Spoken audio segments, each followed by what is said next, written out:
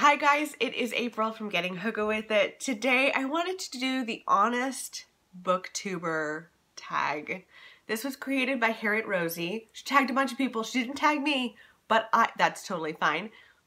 But I loved the question so much, and I have been loving watching people do this tag that I was like, I don't even care if I'm tagged or not. I'm doing this tag. So here I am. Let's get into it.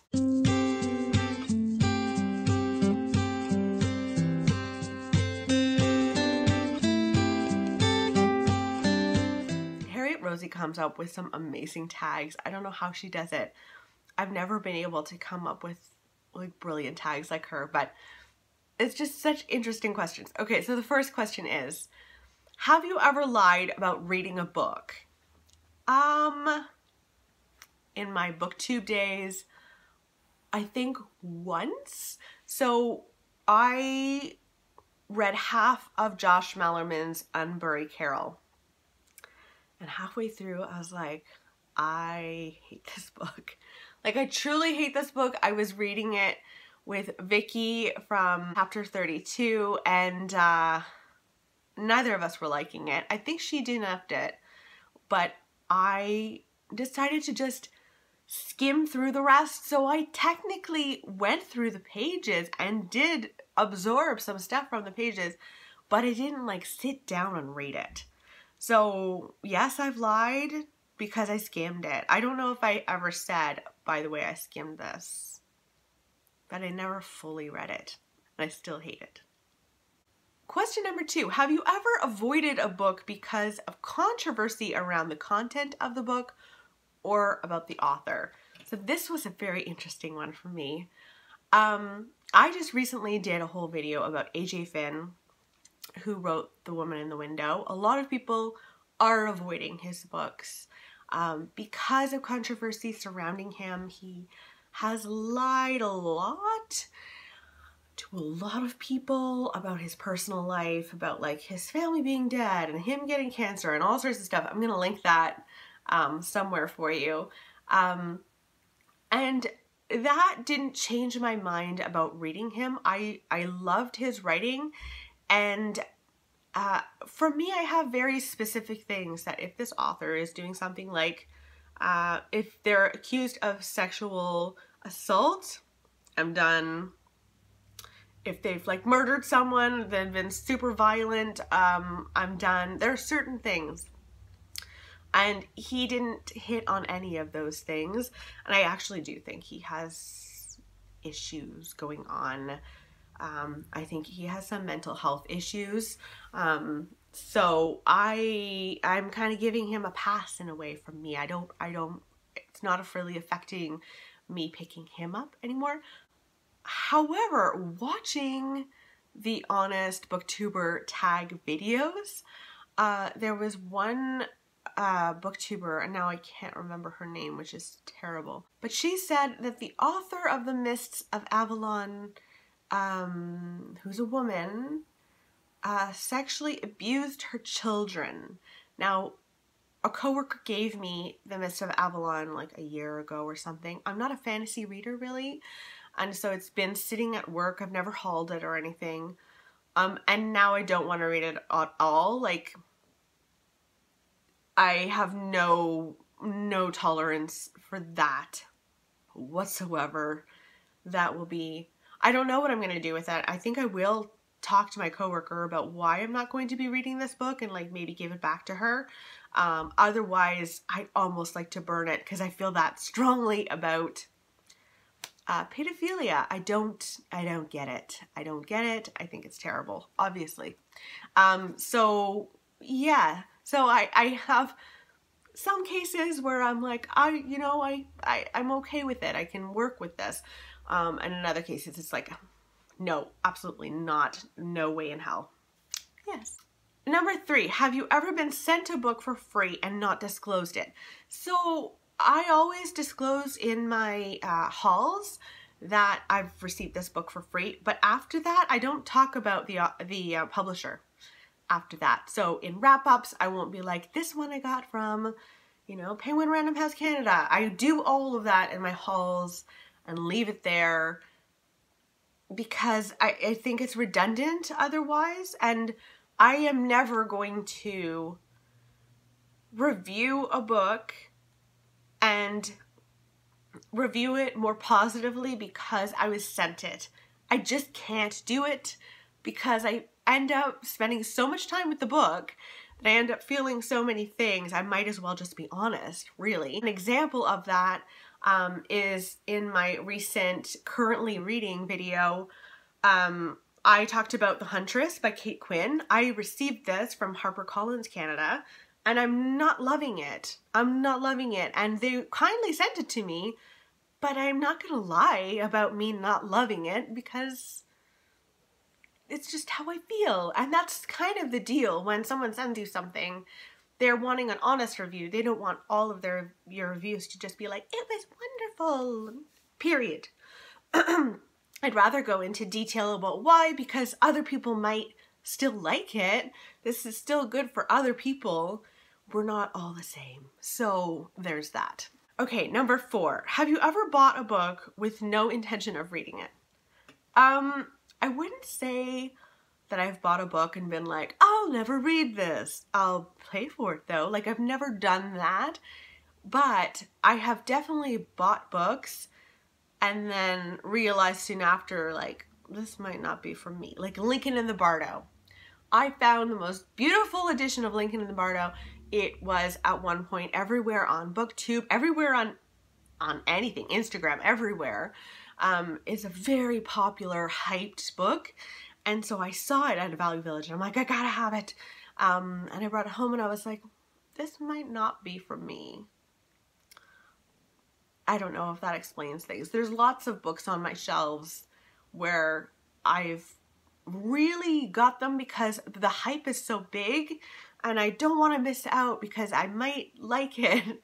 It's like FOMO in book form for real. So I've done that, but not explicitly thought I will never read this. No intention whatsoever. Number 5, have you ever got caught up in BookTube drama? Okay, first of all, where is this BookTube drama? Because I don't know. It sounds like it might be over on Twitter, and I'm kind of okay with just avoiding that. I like that BookTube is nice. I really like that it's a lovely little community and that the creators of BookTube, I just genuinely really like them. I've never felt anything bad about any of the content creators on BookTube. So if there is drama, I have no idea what it is, and I've never gotten involved in it. I just haven't. Number 6, have you ever had a hate comment and did you respond? I've had very strange comments sometimes. I recently had a comment. I had read Michelle Obama's book and liked it, and then I'd done a wrap-up reviewing it, and then someone commented like, we'll see about Michelle Obama's book, and I was like, well, no, like, I just read it, so I don't know what you mean. And then they went into this weird tirade about like how Michelle Obama isn't a woman and how Barack Obama isn't American. Just no. So I did write back to that saying like, this is highly offensive and I don't in any way condone hateful rhetoric on my channel. So this is what I do when I get hate comments. I write something back to them. I spend a long time thinking about what I'm going to write, and then I write it back, and then I delete the person. So everything is gone. I don't know why I just don't delete them, but I always write something back first. I think it's like more of a cathartic thing for myself. So that was kind of a hateful comment towards other people.